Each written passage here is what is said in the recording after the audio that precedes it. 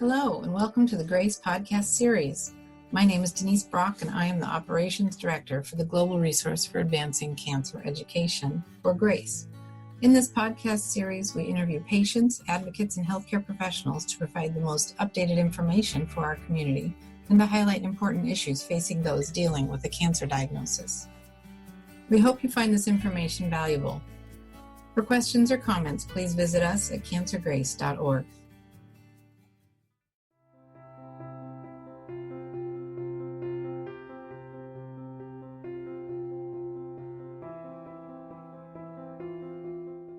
You have a patient who has done well on Tagrisso for 22 months.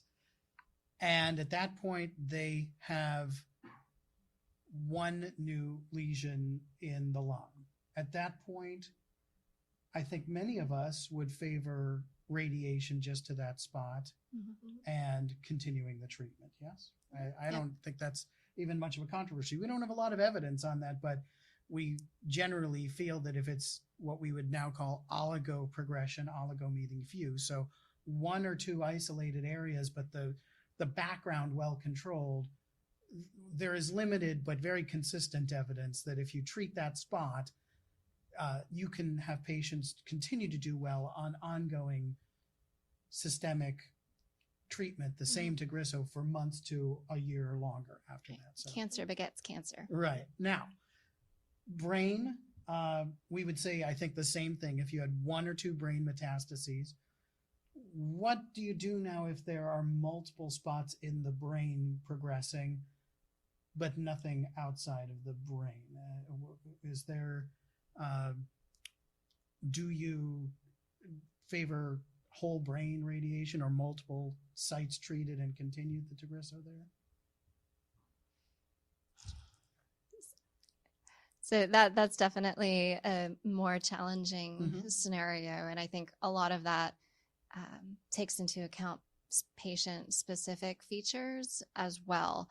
Some of the things that I have discussed with patients in that scenario are, of course, the risk-benefit of the radiation.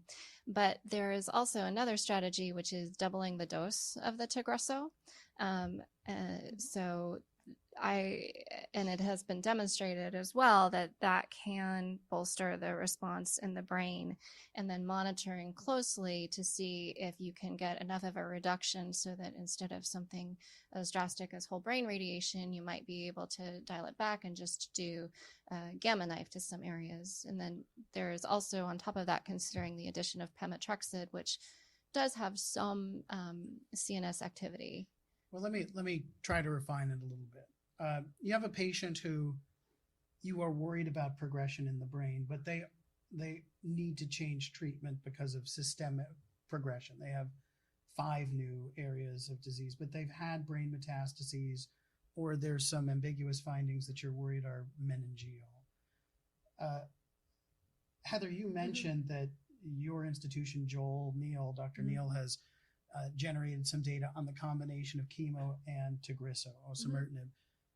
How likely are you to continue Tagrisso, both to treat potentially still EGFR sensitive disease and to cover the brain, while adding something to do better or treat differently in the body? So I'm going to answer both of the questions. So I think in the first scenario where you've got control everywhere except the brain, then we would oftentimes go with the targeted radiation. So CyberKnife or Trilogy or any sort of stereotactic radiation, right? There are a lot of different brands of that. So just to clarify, that's a focused radiation. Focused radiation to the spots and not whole brain. I try to postpone that as long as possible. Okay. But I will also think about increasing the dose in that setting. And I've gone up to 160 milligrams of osimertinib. People tolerate it actually pretty well. And there's data from the Bloom trial, which you were alluding to as well. So if someone's otherwise has disease controlled and it's only the brain, we'll try to focus the radiation and then maybe increase dose to try to maintain that control as long as possible. And the other scenario where the patient, if they're clearly progressing everywhere, brain and rest of body, I'm going to think more about switching to a chemotherapy-based approach. Pemetrexed, agreed, has activity in the brain. Bevacizumab has activity in the brain. And so sometimes if we do a complete switch, we'll do that. But then there'll be other cases where brain's controlled on the 80 milligrams of the osimertinib Tagrisso, rest of body isn't. That is the scenario where we'll add the chemo to the 80 milligram osimertinib.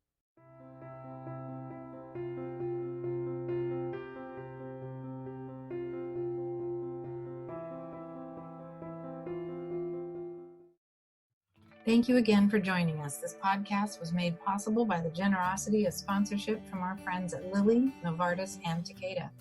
Please like and follow us on Facebook and Twitter. Send us feedback, share your story, donate, and visit us for more information at cancergrace.org. Thank you for listening.